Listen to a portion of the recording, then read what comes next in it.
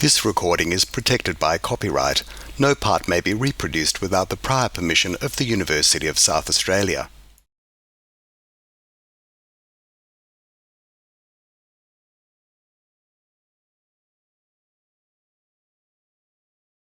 Before we begin, I would like to acknowledge that the land we meet on today is Kaurna land, and we wish to express our respect for the Kaurna people, their elders and ancestors, and acknowledge the spiritual and cultural relationship the Kaurna people have with their traditional land.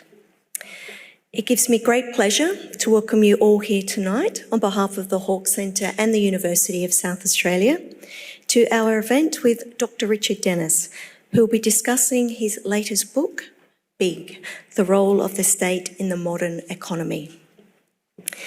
We are thrilled to be again partnering with WOMADelaide's Planet Talks program, and I thank producer Lisa Bailey and her team for their terrific work. I would also like to acknowledge Senator Sarah Hanson-Young. Thank you for joining us. Dr. Richard Dennis is the Chief Economist and former Executive Director of the Australia Institute.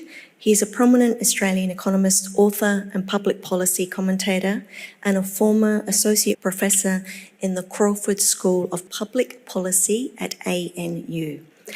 Tonight, Richard will be joined by Walkley Award-winning Australian columnist, author, novelist, broadcaster, documentary maker, feminist, and social commentator, the wonderful Jane Caro. So please join me in welcoming Dr. Richard Dennis and Jane Caro.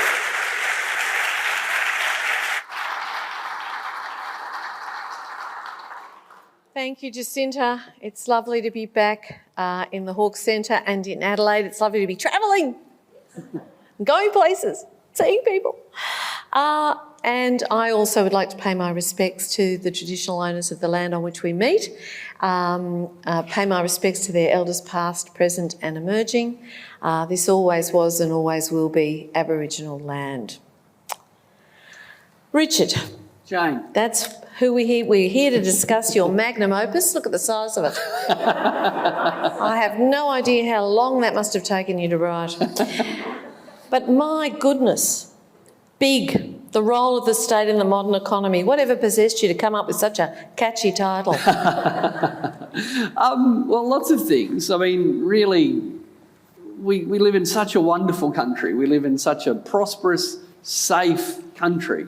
It's not the richest country in the world. It's not as safe as it could be. But, God, look around the world. How lucky are we?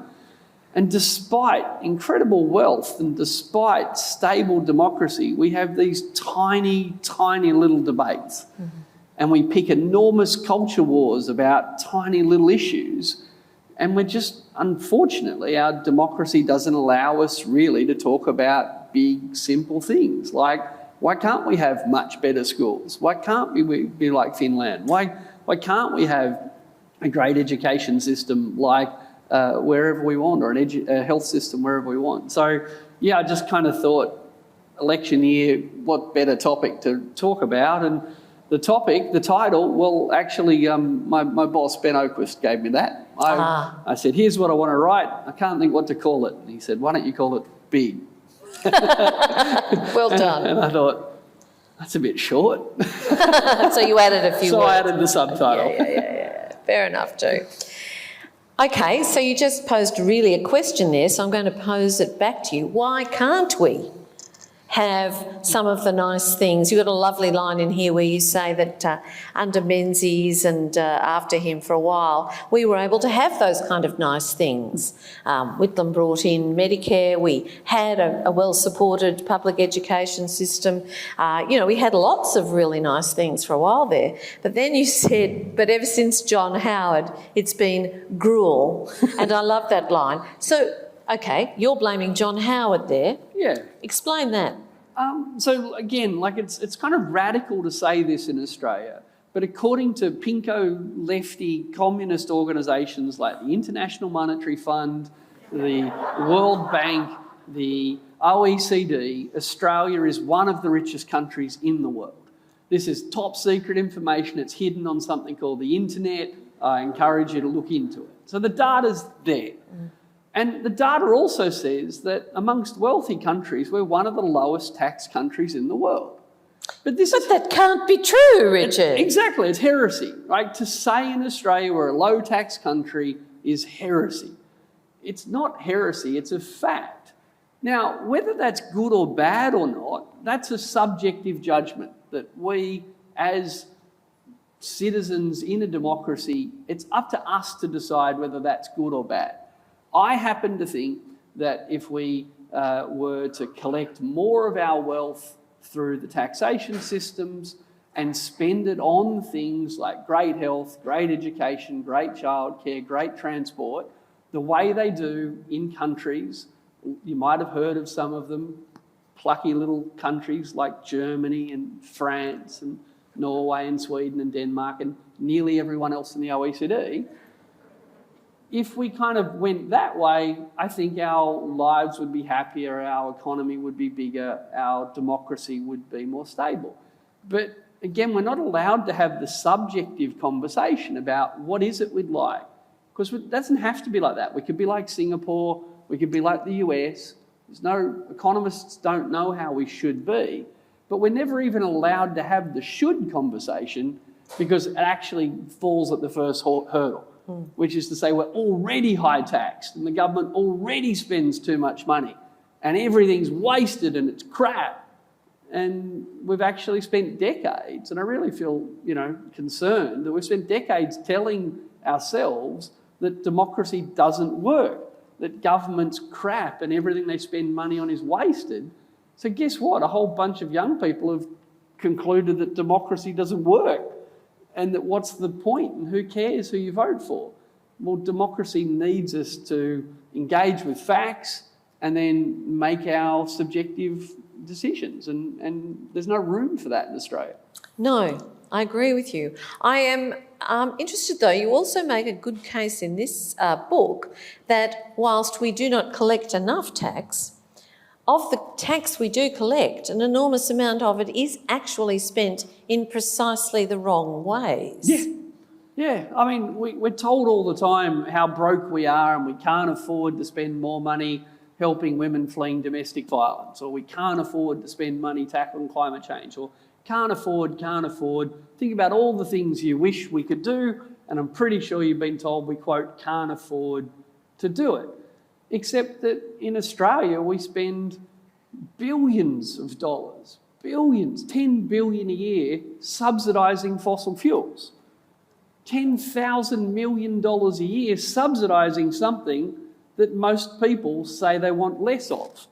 And which is on its way out, whichever way you look at it. Pessimist. No. Angus Taylor, but this is the point. This is not an accident, and we're not governed by stupid people. Like, they're in charge, they're getting their way, they're winning. Angus Taylor, the Commonwealth Resources Minister for Energy, yesterday was talking about the need to expand gas production. So it's no accident that we spend $10 billion a year subsidising something he wants to expand. It's just if you wanted to spend $10 billion on health or education or aged care, you know that we, quote, can't afford to do that. So here's a sort of tip. Whenever you hear a politician say can't afford, you translate that as don't want to. It's not complicated. We can afford to do anything we want. We can't afford to do everything we want, and that's the democratic bit. Like, what are our priorities? But literally, Australia, one of the richest countries in the world, can afford to do anything it wants, including spend $3.5 billion on tanks, even though we can't afford aerial bushfire fighting bombers, or $1 billion a year to lock up refugees overseas, and we can't afford helicopters to rescue people in floodwaters. Like, this is not a cheap shot I'm making. This is a consequence of one of the richest countries in the world spending lots of money on shit we don't use and pretending we can't afford to have nice things. And therefore, because if you asked the public what they wanted, my feeling would be that a great many of them would say, I want a good health system, a good education system. I want action on climate change, all that kind of thing. So in a way, we have to demonise people who are falling through the cracks, who might need government support, and blame them. You know, it was Tony Abbott, I think, who said at one point that homelessness was a lifestyle choice. Interesting lifestyle choice.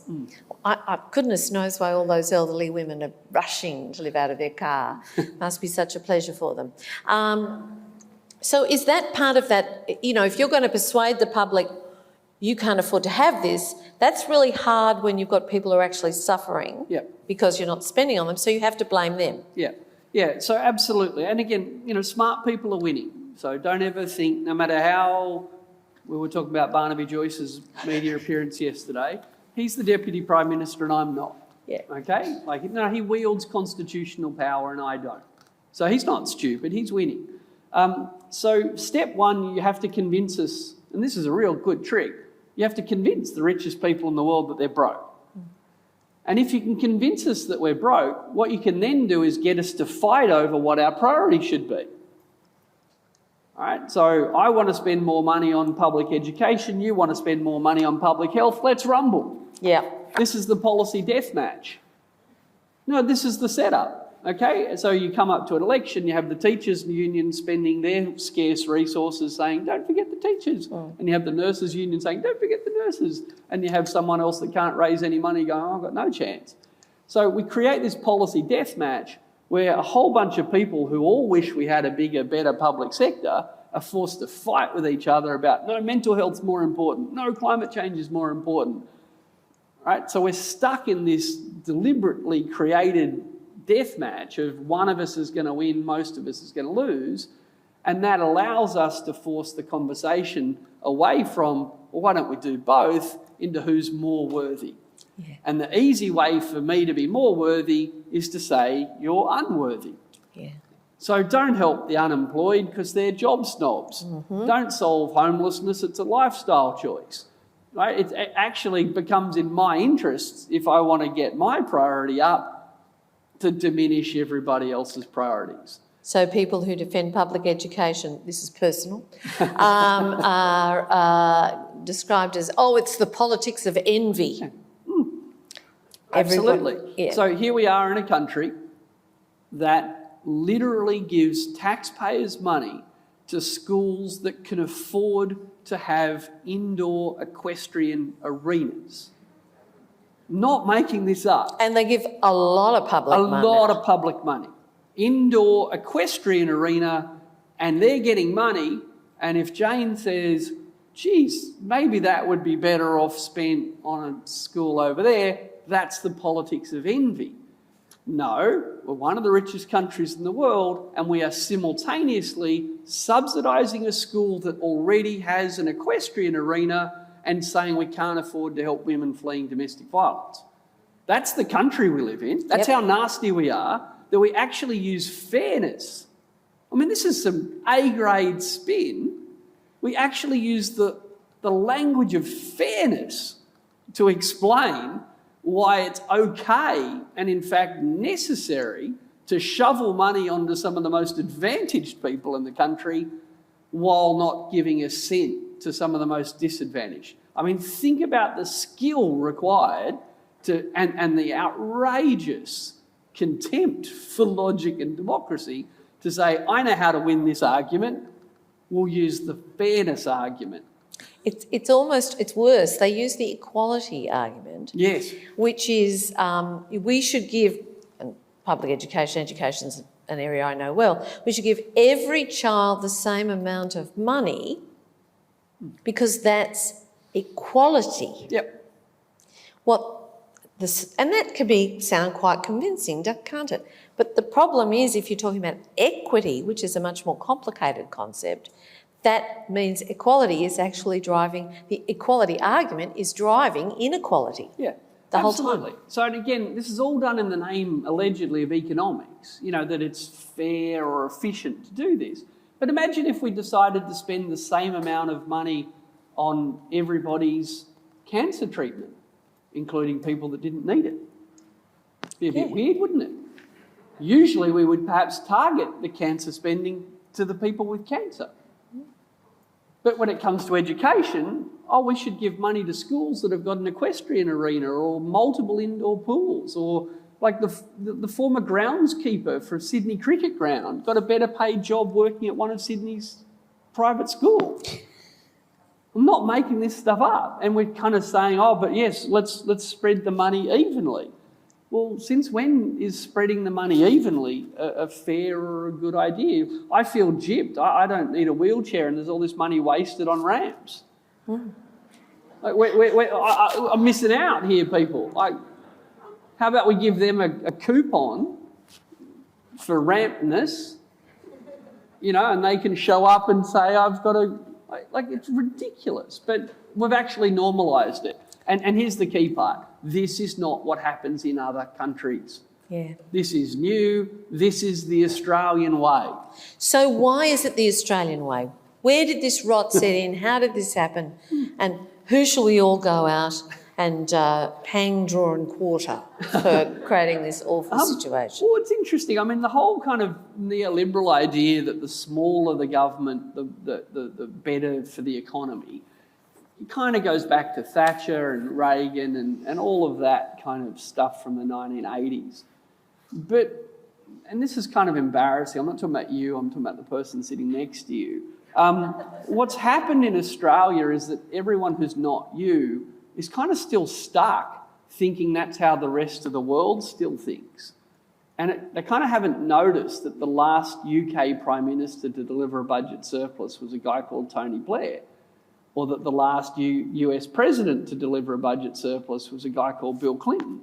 And no one cares. Like, no one in America cares, no one in England cares, the markets don't care, no one cares. But here we are in Australia, we spent decades saying, if we don't have a budget surplus, the sky will fall. Well, that was always nonsense. And really, nearly everyone else in the world even just stopped pretending decades ago. We're like this, there's apocryphal Japanese soldiers that didn't know World War II was over. That kind of ran around on islands with bamboo spears. I remember an episode of Gilligan's Island all about that. Yeah. So as I said, apocryphal, I'm not sure if it's true, right? But here we are in Australia still fighting this fight against the big government when everyone else in the world went, that was Thatcher. What was her first name again? Yep. We've when did we decide that the market in Australia was like God and the answer to everything? Well, around that same time, and keep in mind that, look, I say in the book plenty of times, there's plenty of things governments can do badly, they can waste money, we should hold them to account. Just spending more money on something is not necessarily fixing it. I don't think for a minute government should do everything, I really don't. But yeah, kind of back in the 1980s and the 1990s, this idea that everything government did was inefficient was juxtaposed against this assertion that everything the private sector did was efficient. Right, so by people who'd never worked in the private sector, I used to observe when I'd spent 35 years in advertising, talking to long-time Liberal politicians who'd been lawyers and then political apparatchiks. Or, don't take this the wrong way, Jane. I hear you used to work in advertising, but the big four banks in Australia, between them spend $1 billion a year on advertising. And to give you some sense of context for that, that's about the entire budget of the ABC. All of the ABC's news gathering, all of the ABC's domestic production, all of the ABC online, everything the ABC does, think about all of the resources required to do that. Those resources cost about $1 billion. The same amount of resources go into banal people driving cars, smiling at each other, saying, bank with the Commonwealth. Right? Now, again, sorry about this, other people fall for this stuff, but if you're banking with the big four, you're just donating thousands of dollars a year to the most profitable banks in the world. Right? The ads never say shop around, find the cheapest mortgage, go with them. Because if you did, you'd be banking with a credit union or a building society or someone far, far cheaper. So advertising works. That's why they do it. These are not stupid people. These are smart people. But $1 billion a year telling you to bank with the expensive banks, from an economist's point of view, this is incredibly inefficient. But I can't say that in Australia, because if the banks do it, the private banks did it, it must be efficient. Some of the people who do it are pretty stupid. I'll just give you a little quick story from my own experience in advertising. I will not name the client. It was a financial institution. We did a whole series of double-page spreads for them as briefed. Spent a lot of money producing them, and they turned around and said, "Oh, we've done some research. People think when you run double-page spreads, you're wasting money, so we're not going to run them." So they'd spent hundreds and hundreds of thousands of dollars making these ads, and then for fear of getting criticised for wasting money, they wasted money. So I'm sorry, stupidity, I think, could be used to describe some of the decision making. Maybe. So again, look, governments can waste money, the private sector can waste money. Economists don't even really know what waste money means. Right? No, because if you want to spend $100 on a bottle of wine and you really like it, and someone else thinks spending more than $20 on a bottle of wine is a complete waste of money, we don't know the answer. There's nothing in economics that can help decide whether you should buy the expensive bottle of wine or the cheap one. We are silent on that as a profession. We say it's up to you to decide. So do you want to spend $100 on a meal at a fancy restaurant, or do you think cooking some fresh veggies at home is a good idea? As an economist, don't know, don't care. We leave it up to you to decide. And this is, that's most economists, myself included, are pretty libertarian. We think, well, you know what you want to drink and you want to eat and you want to wear. Who am I to tell you? But when Australian people say, I like the sound of paying a bit more tax and having free education that's good for everyone, economists say, you're an idiot. That's not a valid choice. Right? So, and I just can't be clearer. There's nothing in an economics textbook that says there's a particular size of government that's better or worse. If you want to have great universal health, if you want to have great universal education, if you want to be well prepared for bushfires, it makes sense to organise ourselves collectively, pay some tax and do it collectively. If you want to look after your own health and you don't care about other people's health, then a private health insurance model might be good for you. But just like economists don't tell you which bottle of wine to buy, we shouldn't tell you which model of society you should want to live in, which is why I have to keep saying to people, Norway exists. Denmark, this is not hypothetical. In Australia, it's considered utopian to mention Norway. So it's not utopian, it's just a different set of policy choices.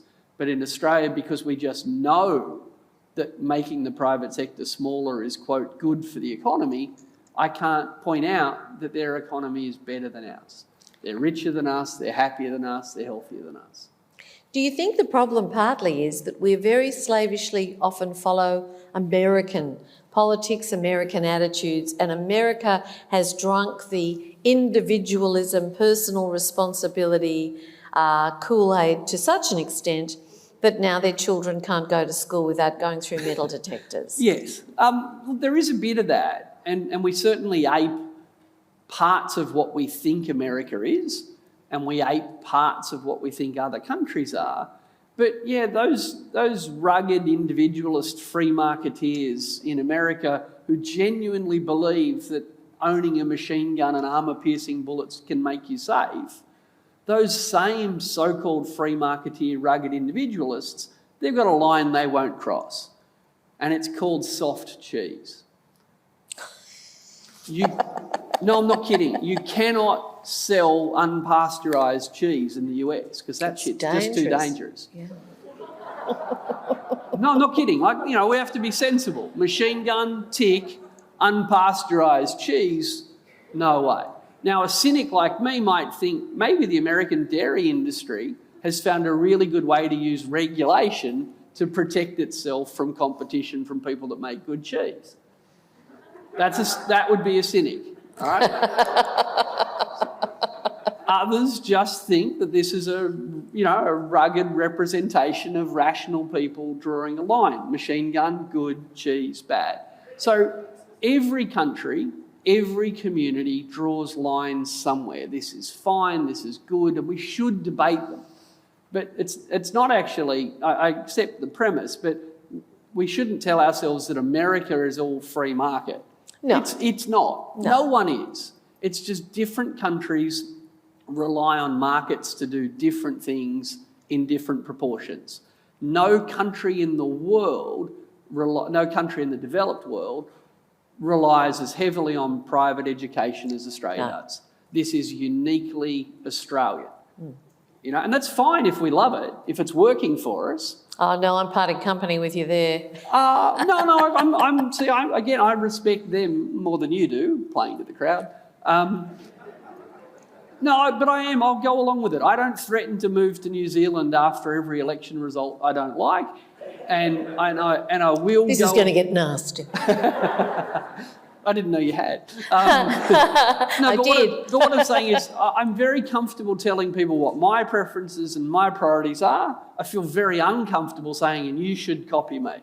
So if we all agree that the private school system's working a treat, I'll keep complaining about it, but I'll go along with it. But I don't think most people think it is working a treat. And that's why I think we have to have these conversations about what does government do well and what does it crap at and how can we improve things. And it's interesting because you mentioned before the bushfires, which brings me to this that I've been thinking about for a while, and you certainly touch on it in the book, and that is a lot of the argument about we can't get a higher deficit, although this government has got a record-breaking deficit. We shouldn't do that, that's naughty, that's bad, we've got to get ourselves back in the black, as they like to say, is that it's intergenerational theft and our children and grandchildren will be paying for it. But how about climate change? Isn't that the big thing that our children and grandchildren are going to be paying for? Oh, consistency. What is it? What do they say about consistency? It's the hobgoblin of small minds. Oh, well, I'm a hobgoblin with a small mind, it seems. Look, I'll take that in two parts. The deficit stuff is nonsense. Okay, the idea that we should spend the same amount of money we earn in a particular 12-month period and that's sensible and normal and how households behave is absolute crap. Does anyone here know anyone that's ever gone to university in the last 30 years? Right. Anyone here heard of HECS? We actually tell young people to live beyond their means and borrow tens of thousands of dollars to rack up debt, to live beyond their means, to burden themselves. We actually tell every young person this is the smart thing to do. And it's so burdensome and irresponsible. You know who lends them the money? Government. And then when they finish uni, they might do something reckless and burdensome like buy a house. Anyone that spent $500,000 buying a house, unless they earned $500,000 that year, ran a deficit. So the idea that borrowing money is reckless and irresponsible and not how households behave is ridiculous. Households rack up enormous amounts of debt all the time. Now, most people, for arbitrary kind of odd reasons, like the idea of paying off all their debts before they die.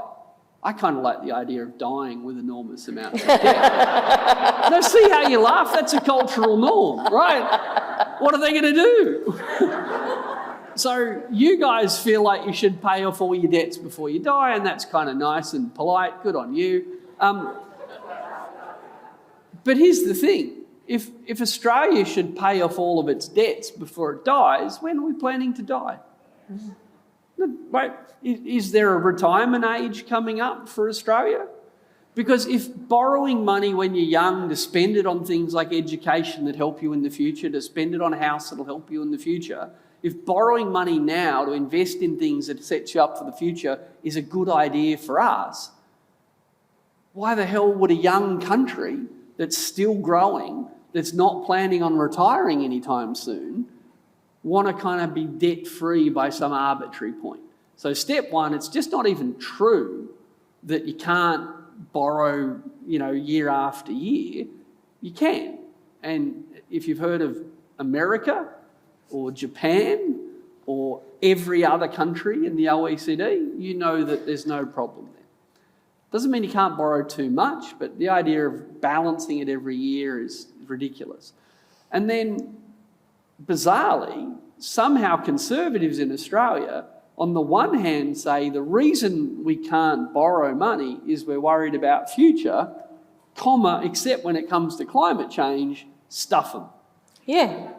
But I can't really answer your question. There is no consistency here at all. There's just such a lack of democratic scrutiny in Australia that you can write an intergenerational report that talks about the intergenerational burden of trivial amounts of public debt that's silent or virtually silent, depending on the volume, on an existential threat to intergenerational equity. And the only explanation is the complete lack of democratic accountability in Australia. But there might be another explanation too, because you make a really interesting point in the book about the shame that often attaches to people who are on welfare or are seeking social housing or are seen to have to rely on welfare and are therefore really punished for it. And yet when it comes to the Australian Defence Force personnel, there's very much the same sort of welfare extended. They live in social housing, all that kind of thing. And there's no shame. In fact, there's a sort of honour attached to that. Yep. Now, I'm a feminist, so obviously I'm paranoid, and I immediately think that a lot of the people who are looking for social housing at the moment are falling between the cracks and are, finding life extremely difficult financially are women, and yet a lot of the people who are in the ADF, not all, there are plenty of female soldiers now, but still, it's more of a male-dominated thing. Do we have a hierarchy of who we think are important Australians and who we think are unimportant Australians? Those we want to spend money on. Private schools and public schools is another indication of the sort of hierarchical attitudes we have to certain groups in our societies. Absolutely. And while it's typically unstated, it's also pretty blatantly obvious where these hierarchies play out. So to give you an example that Jane already alluded to, in Australia we just know that public housing is unaffordable. We know it would cost a lot, it would cause budget deficits, and if you gave public housing to people, they probably wouldn't look after it anyway, and you name it. Think of all the arguments you've heard about why we couldn't do something simple like build houses and let people we want to live in them. And they might be women fleeing domestic violence. They might be aged care workers or childcare workers that can't afford a house near the people they care for. Imagine that. Teachers. Not having people, teachers, nurses. Imagine letting people live near their work so that we didn't have carers living on the periphery spending hours to come in to care for the wealthy people. And possibly not charging nurses to park. Maybe. Which apparently they do. So imagine that we kind of we all know we can't afford to do that and it'd be a bad idea and they wouldn't look after the buildings. Except, of course, if they're in the army, in which case we have this top secret thing that you'd never be able to Google called the Defence Housing Authority, and there's a hint in the name. It's a government authority that provides housing to people who work for defence. And what that means is if you're a soldier, we will basically give you a very nice, clean, 3 or 4 bedroom house that's suitable for you and your family wherever we post you. And we've been doing this for decades and it doesn't cost very much. In fact, arguably it makes a profit a lot of the time because it's actually just a government-owned and run property development company that's only allowed to develop properties for one group of people to live in who happen to be in defence. So ironically, if you were a nurse in the Defence Force, we can help you out. Oh, you're a nurse working with the state government. What do you think you are, made of money? So we have these hierarchies. And of course, Scott Morrison's family lives in public housing. Right? No, see? Right, it's different, isn't it? It's different.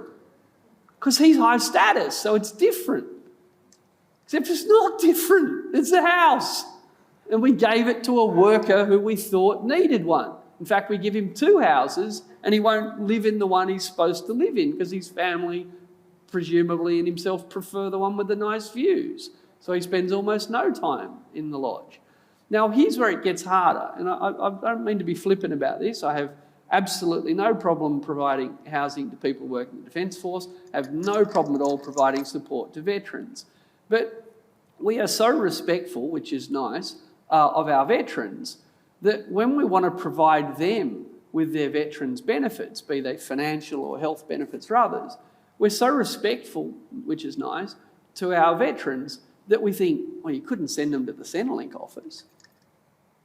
When we provide welfare to people who used to serve our nation through the military, we want to be nice to them. We don't want... They're heroes. They're heroes. We don't want long queues and rude systems and terrible waiting lists and copping a lot of side-eye showing up there. So we've invented a parallel welfare system called Veterans Affairs to make sure that we spare veterans the shame of having to go to Centrelink and queue up with all the people we're happy to heap shame on. This is not an accident. And by the way, it's not efficient to have parallel welfare systems. It's expensive to have parallel welfare systems. So how can we accidentally provide high quality, shameless welfare to one group and chose to demonise these other welfare groups? And the answer is because we don't want people to say, well, I'm unemployed and I'm not embarrassed by it, so why don't you give me some more money? You know, I am on disability pension and I can't afford my basics. Why don't you give me some more money?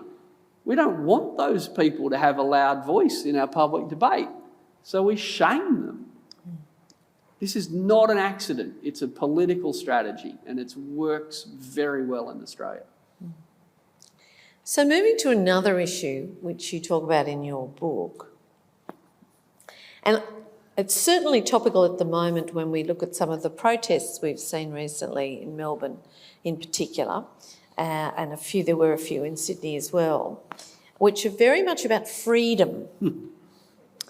And I'm somewhat confused about what freedom now means.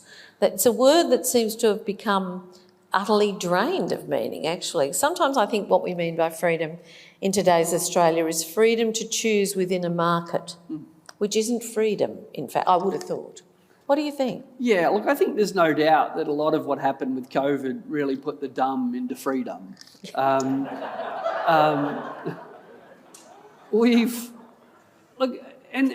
again, it's sort of false binaries. It's government bad, private sector good. Unemployed person shameful, welfare recipient because they got injured in a war for us proud. It's the false binaries that are invented by smart people to divide us, to stop us having a sensible conversation. The false binary of freedom or Dan Andrews, or Dictator Dan, get his name right, Richard. Right, the false binary is the problem. All right, and we have to be kind of confident enough to call the false binary out, because I like freedom. Like, sign me up for freedom. I'm glad people are finally free to marry who they want, despite years of conservatives who currently talk about freedom, working their arse off to stop people having that freedom. I support freedom for voluntary euthanasia, and a whole bunch of conservatives that talk a lot about freedom, again, work really hard to stop people having that freedom. Sign me up for a hell of a lot of illicit drug law reform, because I suspect that a lot of people can understand that incarcerating young people for trying drugs is not just a bad idea, but a bit of an inconsistent approach to sort of running a country when you say we should be letting individuals be free to choose to not wear a mask in a pandemic. Right? So it's okay that we kind of struggle with, but I do like freedom. And yeah, it seems a bit dumb to protest about getting vaccinated or, which no one was forced to do, by the way, or wearing masks. So again, it's not an accident, it's clever. So rather than say, I'm an adult man baby having a tantrum, I really don't care about anybody else, I just want to do what's good for me, why won't you all let me be special? Rather, I turn myself into a victim who's fighting for freedom against some oppressive force. So, yeah, we have to be careful because I do want freedom. I don't want big government in every dimension. There's plenty of regulation that I would rip up tomorrow, but really what we need to be able to do is debate all of it all of the time. And yeah, it's pretty kind of scary the way that debate unfolded. Yes, very frightening. And that's my next question, really. In whose interest is it to stop us having sensible debates about these things? Because if a seemingly illogical, let me use a polite term, illogical behaviour persists, there must be a benefit in it persisting somewhere. Yeah. Oh, yeah. Look, the obvious, so who's winning? Just always ask yourself who's winning. So if we're having terrible, angry debates about sort of anything, ask yourself why? Who put that on the agenda? What's it doing there? So someone smart is always winning. So if our democracy finds it really hard to have a conversation about, well, Richard says he's happy to pay a bit more tax, and we can all agree that the oil and gas industry should pay a bit more tax. So what if churches perhaps maybe the churches pay some tax? So if we can all agree that that's not a terrible idea, and we can all agree that we wouldn't mind aged care workers getting a pay rise, if we can, so far we're still all agreeing.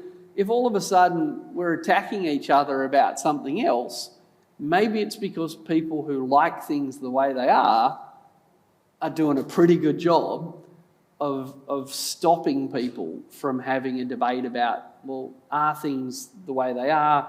Are they good enough? Are they what we really want? So, I live in Canberra. The Australia Institute's based in Canberra. We take Parliament seriously. We take politics seriously. You often hear a lot of progressives say crazy stuff like nothing gets done anymore, or you can't get change anymore, or, everyone's stuck. We can't. It's like, no, that's not true. Every time Parliament sits, someone gets what they want. Just because you never get what you want. All right? Don't pretend for a minute that someone else isn't getting what they want. So, yeah, I think that unfortunately, rather than have big, open conversations about big questions, we've actually been very carefully encouraged to have lots of little fights about lots of little things. And fights with one another, lateral fights rather than... Lateral violence, again, is education more important than mental health or more important than climate change? Fight! Yeah. Right? And until you can figure that out, how about I do nothing?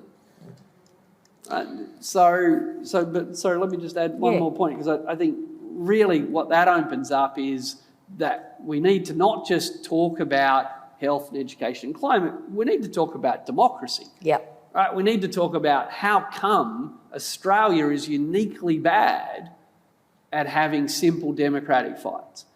And we, bullshit you hear in Australia, oh, it's because of Twitter. Like, well, no, Norway's got Twitter. Sweden's got Twitter. New Zealand's got Twitter. And New Zealand had a Conservative government that introduced a carbon price.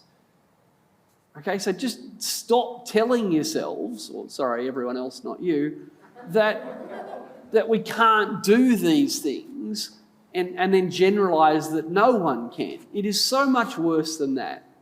Other people can. Now, all countries have their intractable problems. The Americans won't give up their guns. Some Japanese people love killing whales. Like, crazy shit happens in every country. The British have got Boris Johnson. British have got Boris Johnson. All right, so I'm not saying some other country's perfect and we should just be like them. But, boy, the amount of logjam the stuck in the mud that is Australian politics is uniquely bad for a rich country. So, COVID. I'm against it. Yeah. Me too, oddly enough. But is that, like, I keep looking back because I'm a bit of an amateur historian, and I look back to the plague in the 1300s, which really marked, it killed serfdom, created the guilds and unions, the beginnings of unionism, and basically ended the medieval world and began the modern world. Is COVID the sort of game changer that might kick Australia out of its kind of circular small fights about things that don't really matter rather than big debates about the really wicked problems we're facing? It could, and it's helped. And add that to the conspiracy about where COVID came from. Oh, you know, yes. Lefties Communist that wanted to China. shake things up.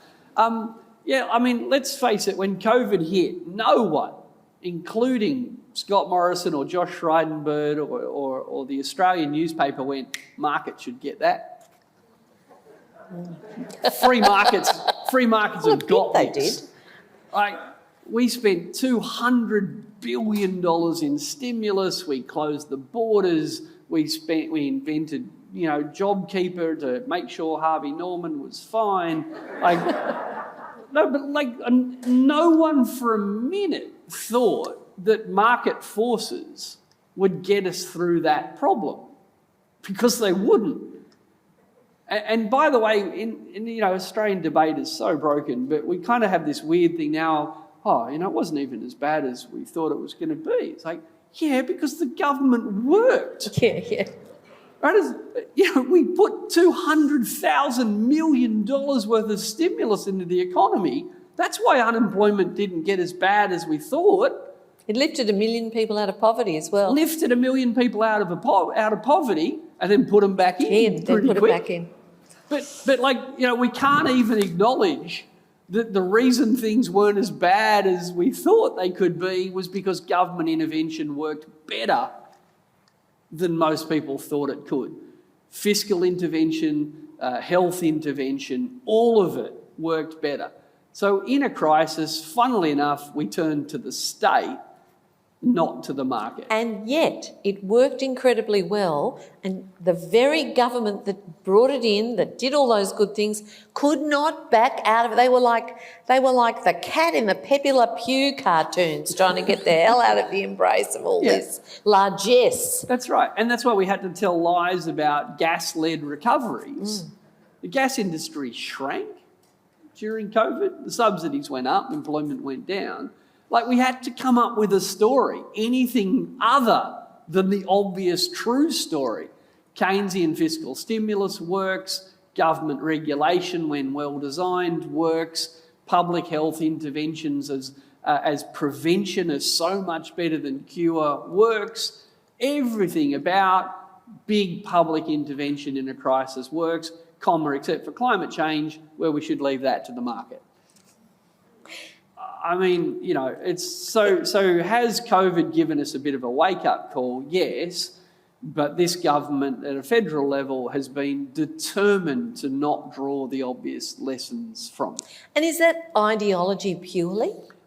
So I resist that. I wrote a book a couple of years ago called Dead Right, in which I argue that there's nothing ideological about modern conservatives in Australia. These people love to subsidise private health insurance. They love to subsidise private schools. They love to subsidise the fossil fuel industry. How about we subsidise renewable energy? No, I'm into free markets, mate. But you're laughing, but how did they get away with that? We're into deregulation.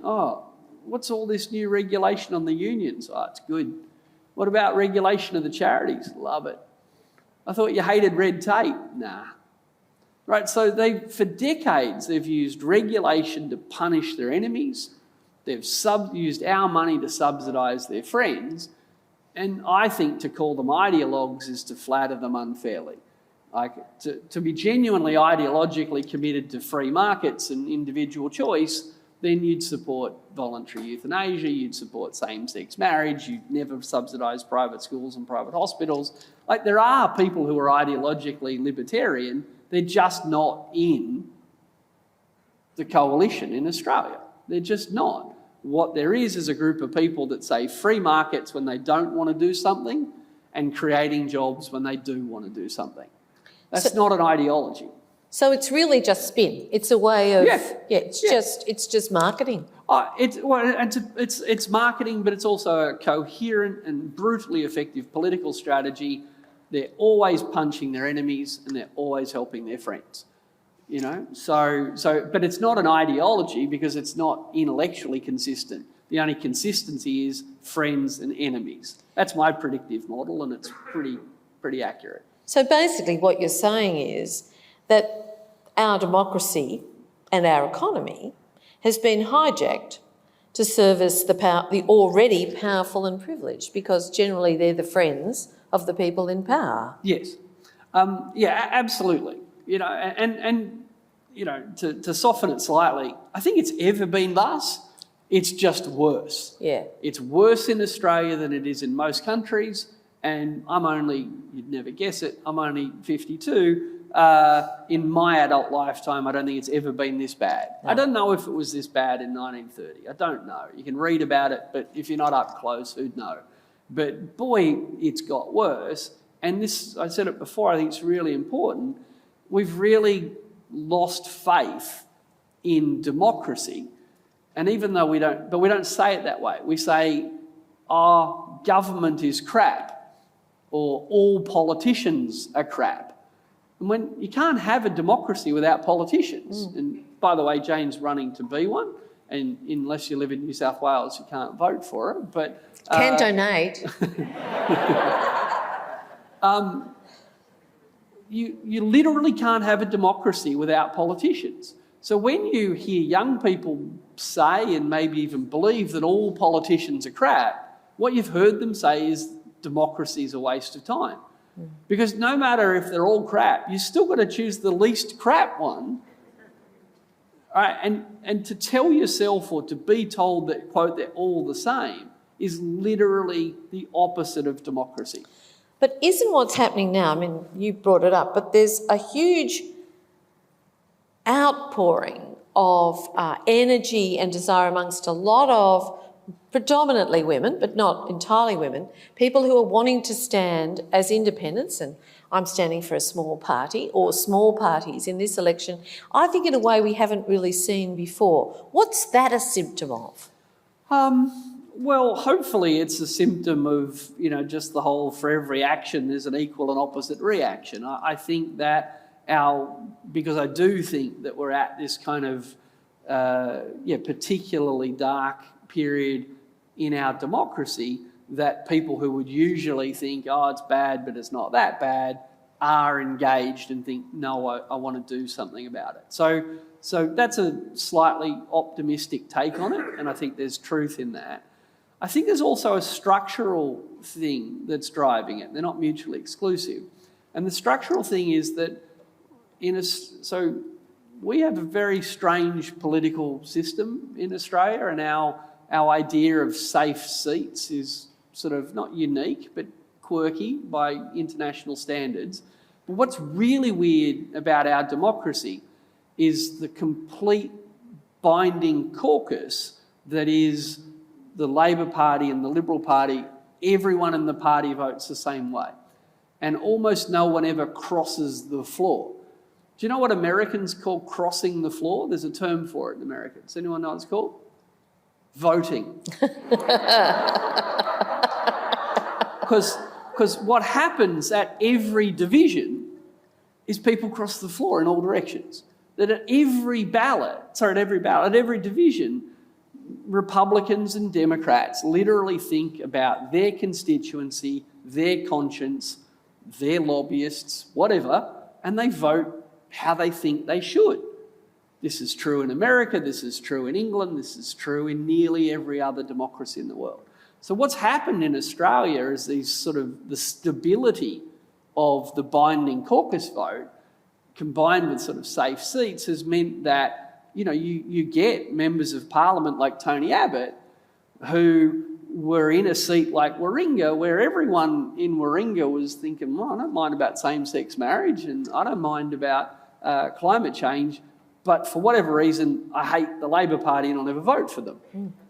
No, this happens, right? Whatever. But the consequence of that was Tony Abbott's like, so because you hate the Labor Party that much, I can claim to be your representative and ignore you on everything. And I think what the independent, and Labor try as they might, or the Greens try as they might, couldn't actually win those seats, those safe Liberal seats, off these people who were completely ignoring their constituents. And then along have come a bunch of, and after Zali, Zali Steggall, obviously a great example, Helen Haynes' predecessor, Cathy McGowan in the seat of Indi. So we've had independents that have been successful in Australia, but I really think that for a bunch of political, cultural and technological reasons, now you've got a bunch of high-profile independents running, and because, sorry, it's a long answer, but because the Liberals have been so good at pre-selecting conservative blokes... They're brilliant at it, aren't they? Well, no, but that actually, which is fine for a safe seat up against Labor, but they're entirely unprepared for attack from this different direction. It's so interesting you say that. I live in Willoughby in Sydney, and you probably haven't followed the state by-election there, but a lovely woman with 2 weeks to prepare and absolutely no money cut this majority by almost 20%. She nearly took the seat. And there's this air of astonishment amongst the men of the Liberal Party, and even some of the women who pre-selected someone that had no suitability for the seat at all. It's this, they're almost like hit in the face, and it's like they can't quite believe it. It's like it does not compute. So they just keep doing the same thing that's always worked before and continue being astonished when it stops working. Yeah, look, to use a military analogy, like think World War I trench warfare, you got the artillery set up, the trenches in front, the barbed wire, and this no man's land desolate in the middle. And that can be stable, as it was in World War I, for years at a time. But if someone attacks from the flank, right, if someone actually comes from the side rather than straight at you, what seemed kind of impervious to all attack is actually quite vulnerable. Castles were really powerful until someone invented the cannon. And then the castle was the place you went to wait to die while the people killed you with cannons. Right? So what is stable and strong in one setting becomes a weakness in another. So if I'm a conservative bloke who spent 20 years stacking a branch so that I can win pre-selection in a state seat, knowing I only ever have to beat Labor, right, that's a smart strategy. That works. That's worth putting 20 years of effort into winning this safe Liberal seat and just convincing a small number of pre-selectors that I'm the right guy, literally, for the job, because I know Labor can never beat me. But then some impressive female independent comes along, and what was my kind of impervious position of strength is all of a sudden, arse in the breeze, looking a bit vulnerable. Those females, they're changing the rules. Changing the rules and yes, by definition, offering a broader democratic choice. I mean, well, why the hell are you running? Well, for all those reasons you were saying, that it feels like we've reached a nadir in terms of where we're at. I couldn't remember that word. When I said a really dark place in our democracy, I was fishing for nadir. Nadir, there you go. We aim to please. No, but seriously, why didn't... Okay, I'm going to put the hard word on Jane. Why didn't you run 3 years ago or 6 years ago? Like, what... You're asking me what changed? Well, okay. Why didn't I run 3 years ago? I did consider it with Warringah, and I was talked to about it. But I, because of my stance defending public education, because that makes me nearly a communist, really, in Australia, to Conservatives anyway, I've decided that I wasn't the right candidate for that seat. And indeed, I proved to be right, because Zali Steggall's done such a fantastic job and is exactly the right candidate. But I was still energised because I just got this feeling like nothing's working, that we keep spinning our wheels and not getting anywhere. And I felt strongly that someone had to do something. And I kept saying, someone has to do something. And then it sort of struck me that maybe that someone ought to be me, or, you know, that it was silly to ask others to do it. And then the Reason Party picked up the phone and asked me. And I guess my mind was already in a place where I thought, okay, so I looked into them. I thought the Senate was probably a better bet for me. And I'm getting on. And so I thought, it's now or never. And I really feel, I mean, I think it's probably to do with the fact that although some people think I'm un-Australian, it's something I'm called a lot, usually when I'm defending Australians, but just the ones we were talking about before that aren't they're the non-popular Australians, you know, older women, poor people, kids, underprivileged families, etc.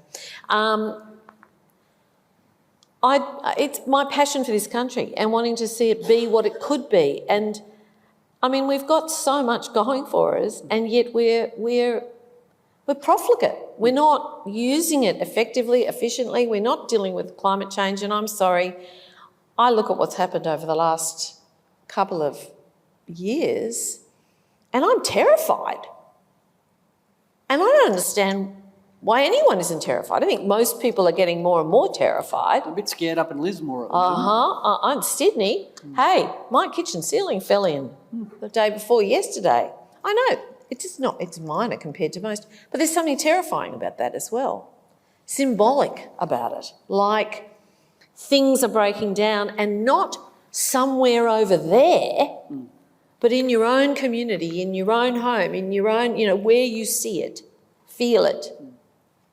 And so I thought, and Zoe Daniel, who's standing, of course, in Goldstein against Tim Wilson in Victoria, puts it beautifully. She says, if not me, who? And if not now, when? And there is a feeling, I think, amongst a lot of people that now's the time. And if we don't turn it around now, will we save our democracy? Will we save our environment? And will we start to close the gaps of inequality, which are just growing and growing and growing every year? Or will we never get there? So that's why I'm running, because it feels like it's urgent, no time to waste. And look, and good on you for doing it. And it's not just me, I think that's all the people stepping forward. Yeah, and look, I write about that at the end of the book, because for me, I think democracy isn't a spectator sport. It has to be a participation sport. And the way we've set politics and political analysis and political commentary up in Australia is very much Prime Minister versus opposition leader, and we get to cheer for a team. But of course, democracy actually requires not just people to put their hand up to be candidates, but for voters who want change to change their vote. And that's the weird thing about the sort of safe seat phenomena in Australia, is so many Australians won't ever change their vote, but they want the country to change. You know, and because we have compulsory voting, at least what happens in other countries, apathy can kick in. All right, so even though people that would never vote Republican and always vote Democrat, if the Democrat's a dud, then the Democrat voters won't show up and vote. Whereas in Australia, we've got millions of people who will never change their vote. Fair enough. But the consequence of that is the country never changes. Gets stuck. Yeah. And democracy is another reason why I'm running, because I agree with you that the cynicism, the lack of trust, the feeling that all those politicians are bastards, all the institutions are corrupt, it's all hopeless anyway, they just do what they want and build their car parks and their sports roads and their whatever it is without reference to us, and there's absolutely nothing we can do about it. That's corrosive to our democracy, and I feel very strongly that we have to all get together and save our democracy, because any alternative to democracy is unthinkable. Yeah.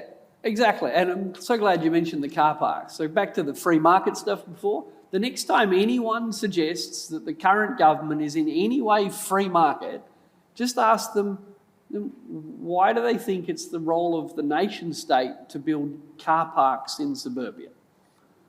Because of all the things in the kind of the hierarchy of what a nation state might do, defence, national security, protect the environment, health, education, there's whole textbooks written about things that governments might be better at doing and things that governments might be worse at doing. The idea that a bunch of free marketeers think building car parks is why they went into federal politics is pretty odd. But that's the point, that we haven't been able to have a national debate that says, hang on, apparently we've got billions to spend, one option's car parks, has anyone got a better idea? Nah, can't think of a thing. Oh yeah, I have. Build a girls' change room in a sporting field where there aren't any girls. I think that'd be awesome. And let's do that. But do you see the consequence of doing this is people lose faith in democracy. When we're not supposed to lose faith in democracy, we're supposed to lose faith in the incumbent. We're supposed to hold them to account and say, well, because you're so crap at it, I won't vote for you again. But instead of just doing our job, and I don't think the media helps, but instead of just saying, well, you're in charge and that was a pretty crap decision and everyone thought it was crap, so we need some new folks in, rather than that, we've kind of gone up a level and went, oh, this whole democracy lurk, it's not working so well. I think I'll just give me a tax cut and we'll call it even. And on that note, we have come, I can't quite believe it, to the end of this hour's conversation. It's flown so quickly. Richard, you put things always so provocatively and with such humour, but you cut through the bullshit in such a refreshing way. I could listen to you all evening and probably will. Could we all thank Richard Dennis?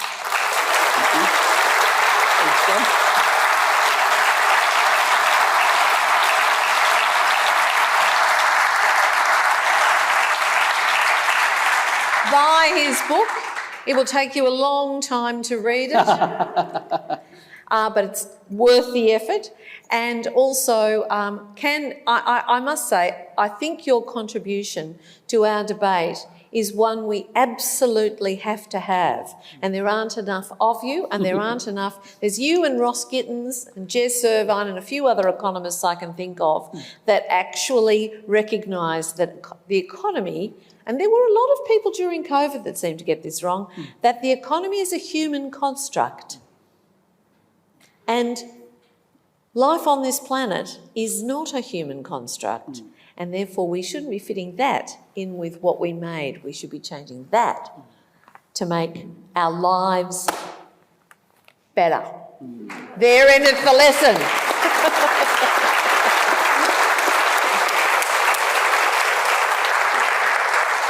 Thank you, Richard and Jane. It's been absolutely wonderful to have you join us at the Hawke Centre. Jane, it's great to have you back here. Thank you.